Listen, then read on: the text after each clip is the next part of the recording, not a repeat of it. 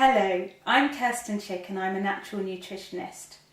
I work with patients on a one-to-one basis and I also run a variety of workshops and retreats, and you can find out more about that at www.connectwithnutrition.co.uk. The important thing to understand about nutrition is that it's not just about having the right nutrients on the plate. That is part of it, but we also need to take into account what happens once the food enters our body. Are we absorbing it? Are we able to transport it to where it needs to go? Are we able to utilise those foods? So there's a long journey from the plate to actually the cells in our body and being able to be used and broken down for nourishment. So when we're learning about nutrition, we really need to have a look at the individual and see how well their body chemistry is working, how well their gut is absorbing foods, and have a look at that whole process. And that's one of the reasons why nutrition is such an individual thing. Similarly, hydration is not just about drinking water. Once the water enters our body, it might just stagnate or it might just go straight through us. How can we make sure that we're actually fully utilising that water? Water needs to flow around our body. It needs to be able to nourish and bathe every cell in our body and flush away the waste materials to keep us clear, energised, nourished and connected.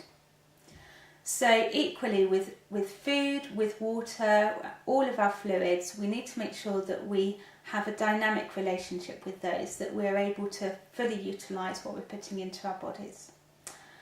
And to help that process, we need to be as clear as we can be.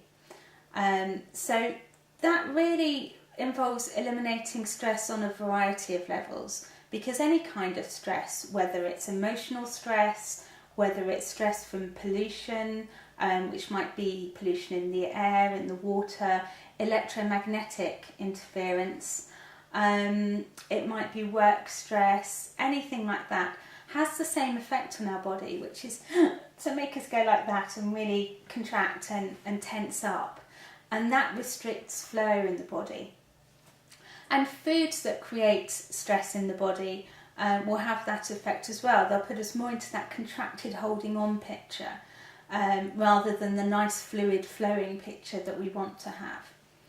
And stressful foods will be different for different people. So for example, some people may find that they're absolutely fine with all kinds of grains. We'll talk about grains another time, but generally speaking, the glutinous grains are more challenging than the non-glutinous grains. So if somebody's going to be experiencing stress from their food, it's more likely to be something like wheat, which has a high gluten content. And with all our grains, it's good if we soak them overnight, perhaps ferment them a little bit by putting a drop of lemon juice in the soak water that we're putting them in overnight, just to break them down a little bit, because way back when originally, before we started farming, we didn't have grains in our diet, and some of us are taking longer to adapt to that than others. But other people may find all grains stressful, and have that effect of tensing up, contracting the body, creating perhaps inflammation, irritation. And one of the ways that we can reduce stress is by really responding to what's going on seasonally.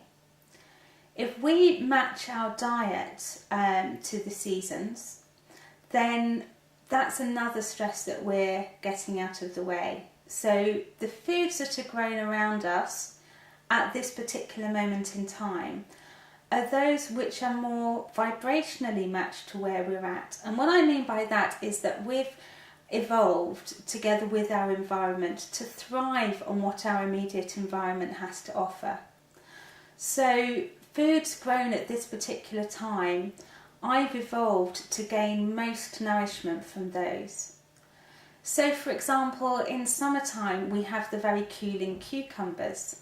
But do we want to be cooled in the middle of winter?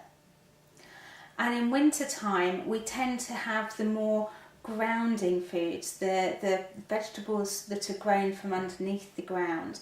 We tend to cook them for a longer time, more slowly, and have oven bakes in casseroles, that kind of things, that match that energy of just really being cozied up and contracted, introverted, really looking in the winter rather than looking out and expressing ourselves fully in the summer. So if we're matching the foods to where we're at seasonally, then that's really going to help us really sit well within that season. And it just so happens that the foods growing around that time do that wonderfully. So where we need that high vibration in the summer, the high vibrational foods are all around us, and where we need that grounding food in the winter and the autumn, that's more likely to be there. Equally, we may find that eating foods out of season can create stress in the body. So for example, a strawberry, which may be wonderful at Wimbledon time and in the height of summer or early summer, when our digestive systems have lots of fire and things are moving quite quickly through the body. That's perfect for digesting a strawberry, because what happens is the strawberry breaks down very, very quickly.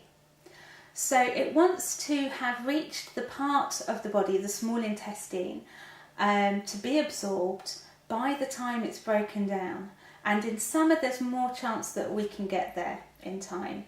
Whereas in winter, where everything's a lot more sluggish, a lot slower, a lot calmer, the digestive system equally is a lot slower.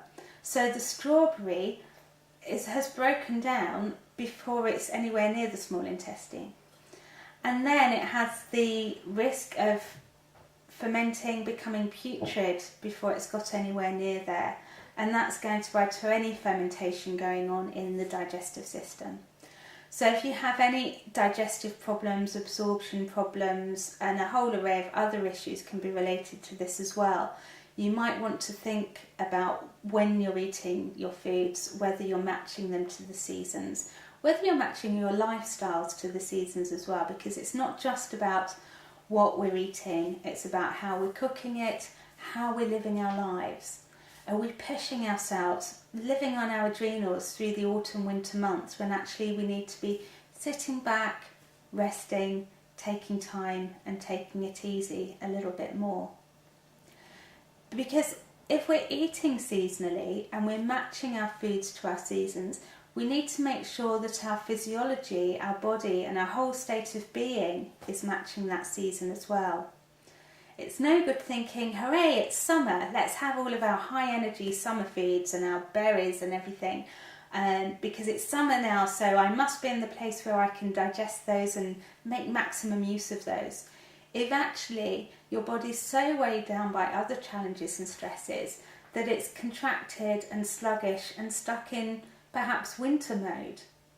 So if you know that your temperature's a little bit colder than it should be and things in your body a bit darker, a bit more acidic perhaps, and a bit slower, then perhaps think of yourself as still being in that autumn-winter mode when you're coming into spring and summer, and maybe not reach automatically for those higher vibrational foods so quickly, but have a real awareness of what's going on inside and match that. And the more we can do that, the more we can bring ourselves back into balance, so that eventually we arrive in summer and yes, we are matching that season, because we've done the work. We've grounded, we've cleared, we've focused, we've nourished and hydrated on every level, so we can really work with the seasons in that way.